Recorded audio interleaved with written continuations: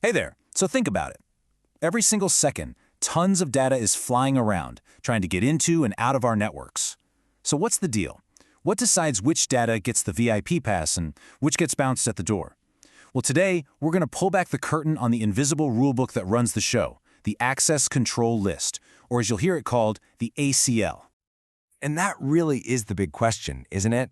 The answer, it turns out, is this kind of digital bouncer called an ACL. It literally stands at the entrance to the network, and for every single piece of data, every packet, it makes a call. You're in or you're out. So let's dive in and see exactly how it makes those supercritical decisions. Okay, so here's the plan for today. First, we'll cover what an ACL actually is. Then, we'll get into the step-by-step logic, how it thinks. We'll look at standard versus extended ACLs, talk about inbound versus outbound, and then we'll wrap it all up by putting it all together. Sound good? All right, let's dive right into Section 1. So, what is an ACL? Let's get to the bottom of it. Okay, so at its heart, an ACL is pretty much what it sounds like. It's just a list of rules. You've got a sequence of permit this or deny that statements, and a network device, like a router, reads through them. So when a little piece of data, a packet, shows up, the router just scans the list and asks, hey, does this packet get a pass, or do I drop it? You can really just think of it as the ultimate rulebook for all the traffic on a network. So you might be wondering, how does it decide?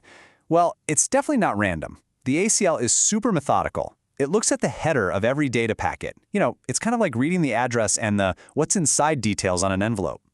It's checking for key stuff like, where did this come from? Where's it going? What kind of traffic is it? Is it web traffic, email, something else? It can even check specific port numbers. Think of those like apartment numbers that tell the network exactly which app the data is headed for. Okay, so we know what an ACL is looking for, but now let's get into how it actually thinks. And this part is absolutely crucial. There is a very precise step-by-step process that an ACL follows for every single packet that comes its way. There's no guesswork here. It's all about pure, structured logic. And this process, it's always the same every time. A packet hits the router's interface, the router goes, aha, there's an ACL here, and it starts its check. And here's the key. It reads the rules in a very specific order, always from the top of the list down to the bottom, one rule at a time. Now, this is so important. You got to get this. The very first rule that matches the packet's info, that's it. Game over. The whole process stops right there. It doesn't care what any of the other rules below it say. That first match decides the packet's fate. If it's a permit, it's in. If it's a deny, it gets dropped. And that's why the order of these rules is everything. Just one rule out of place can literally blow a huge security hole in your network. And that leads us to this huge concept in network security, something called the implicit deny. So at the very, very end of every single ACL, there's this invisible, unwritten rule. And that rule just says, deny everything else. What does that mean? It means if a packet gets all the way through your list of rules and doesn't match a single permit statement, poof, it's automatically blocked. It's a default deny approach, which is just a fancy way of saying if you didn't specifically allow it, it's forbidden. Period. All right, so now we know what ACLs do and how they think. But here's the thing, not all ACLs are created equal. Let's get into the two main types you're going to see out there, because trust me, they give you way different levels of control. So on one side, you've got your standard ACLs.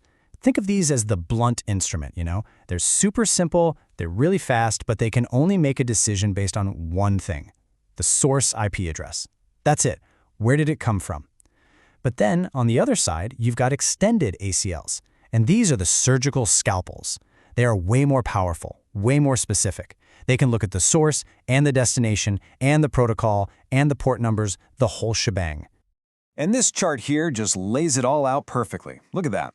A standard ACL, it's a one-trick pony. It just checks the source IP. But an extended ACL, man, it's a precision tool. It can check everything. Source, destination, protocol, port, which gives a network admin just an incredible amount of specific control over their traffic. Oh, and hey, just a quick real-world tip here. While we often talk about standard and extended ACLs using numbers, most modern networks actually use what are called named ACLs. They do the exact same thing, but you get to give them a useful name, like block-guest Wi-Fi access. And you can imagine when your network gets complicated, that makes managing everything a whole lot easier. Okay, so you've written your perfect set of rules. You're feeling good. But listen, writing the rule is only half the battle. Where you put that rule, which door on the router you assign it to is just as important, maybe even more so. So you've got two main choices, inbound or outbound. An inbound ACL is like putting the bouncer at the front door. It checks the traffic the second it tries to enter the router, before the router wastes any CPU cycles trying to figure out where to send it. An outbound ACL, on the other hand, is like putting the bouncer at the exit door. It lets the router do all its thinking, find the right exit, and then it checks the traffic right as it's about to leave. Which one you choose really depends on what you're trying to do and how efficient you want to be. Okay, that's enough theory. Let's get our hands dirty. Let's put all these concepts together and see what a real-world ACL actually looks like when a network admin types it into a command line. All right, so here's our mission. It's a really common one. We want to let everybody on our internal office network, let's say it's the 192.168.1.0 network, we want them to be able to browse the web. But, and this is the important part, we don't want to let any other kind of traffic get out. So to get that specific, we know we need an extended ACL, right? So let's build this thing piece by piece. First up, what's the action? It's permit. What's the protocol? Well, for web browsing, that's TCP. Where is it coming from? The source is our whole internal network. And where is it going? The destination is anywhere out there on the internet. And finally, the port. For standard web traffic or HTTP, that's going to be port 80. And bam, there it is. That's what the final command looks like. The access list 101 is just its ID number. The rest follows our logic exactly. Permit TCP traffic from our source network, 192.168.1.0, that 0.0.0.255 thing, by the way, that's called a wildcard mask. It just tells the router, hey, match any device in this network. Then it goes to any destination as long as it is EQ or equal to port 80. Simple as that. And this is where the magic really happens. Remember that implicit deny rule we talked about? Because of that, this one single line of code is incredibly powerful. It doesn't just permit web traffic, it also automatically blocks everything else. So any email, any file transfers, anything that isn't web traffic tries to leave, it gets to the end of the list, finds no matching permit rule, and boom, it's dropped. Now that is the power of a well-crafted ACL. So there you have it. We've seen how these super detailed, really structured rules act as the ultimate gatekeepers for our networks. And that kind of leaves us with one last question to chew on, right? If ACLs are the gatekeepers for our networks, what are the gatekeepers for our own personal data? What are the rules and firewalls we should be using to protect ourselves out there? Definitely something to think about.